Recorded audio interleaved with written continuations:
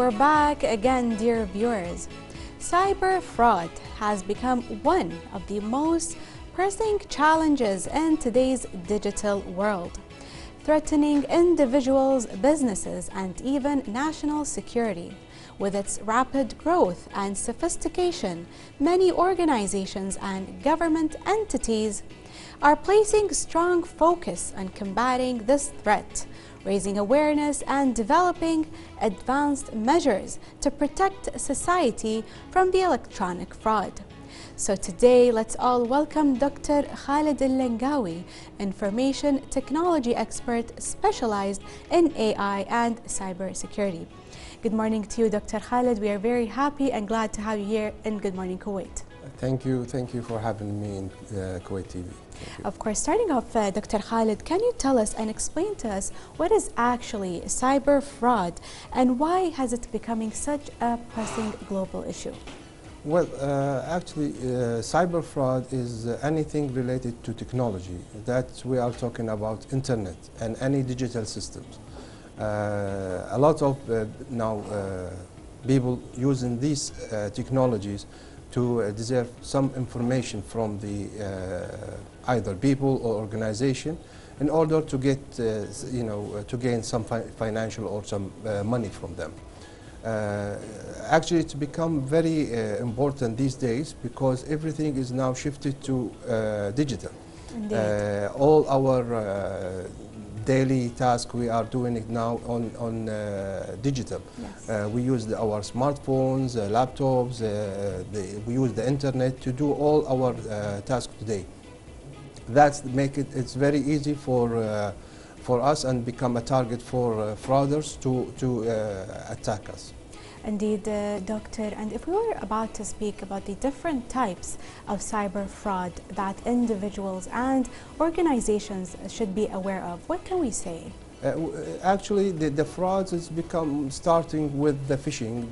They do a lot of phishing, trying to gain some information about you using the social engineering. Also, they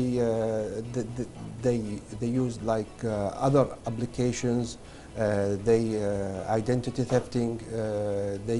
They pretending to be someone else to gain all the information from you in order to use it against you. Indeed, and if we can speak about from your perspective, and what do you think about the most important signs that can actually, show people or they should be aware of that this might be an actual cyber fraud? What can we say? Most of the messages, let's say one day you receive a call and they say we are from your bank and your card has been blocked. We will send you an OTP, just pass it to us and we will open your card again. You see, these people are using two things, urgent and fear. They try to put you in fear so they can use this information and get information from you. Or they said it's very urgent, especially when they say that your card will be blocked. You cannot do any transaction or anything through the bank. You have to take an action. You have to do that. They use the urgent. Yes. Also, when they give you like sometime when you are surfing the internet or in any social media application, you find that a deal. It's mostly it's not it's not true. It's not true to accept it. It's a true deal. But this is a fraud because let's say that we will give you an iPhone for like 10 KDs or something. You will go for it. Not a realistic one. Not realistic things. So this is mostly the common thing.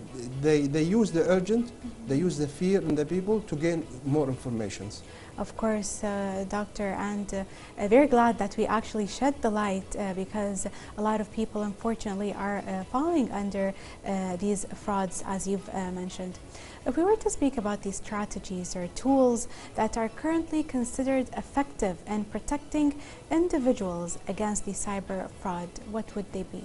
The most important thing is that you use a strong passwords. for anything, for all your application. If you use banking, you use any websites, for emails, use strong password. Also use the two-factor authentication. This is a very effective way. The second thing that you need to check your applications. You need to update them, make them update, because every time you see one of the companies send you an update, because they know there is some leak from this application. Indeed. So they send you a batch file to do an update, so they close this application. Also, make sure that when you use any communication, you use it very, very clear. You make sure that this communication is true, is not false. Use the official websites, applications. Don't go check the addresses that you go to. Don't click any links and go from there. This is kind of strategy to protect you. And also the awareness. Yes. Have an awareness. Read. See what the people say. You get messages from your bank, from your organization, inform you that what you should do. Don't do that. Don't do this. This is the good strategies that you should follow. Indeed, Doctor, and you've also mentioned a very great point that we can, share with our dear viewers here, which is always be aware of any links that might not be, real, or anything that is, too true to believe. True. And this is the most important thing that an individual can actually protect themselves from there. If we were to speak about the financial institutions and governments, whether in Kuwait or globally, what can they do to actually protect the individual from electronic fraud? Now, a lot of financial organizations and governments, they use now protocols between each other. They send information, exchange information between each other about fraud attempts in Kuwait or any other country, the way they use these frauds. So there is a lot of information exchange between the countries. Also, there is a protocol signed between different countries to exchange information regarding cybersecurity. Also, there is there is also the Kuwait have a law now regarding the cybersecurity. You have to use the appropriate information to send it to, for example, for the other countries to change the information, or there's exchange information between two countries. Indeed. And as we're living in a very fast-paced world and everything is evolving very fast, including technology.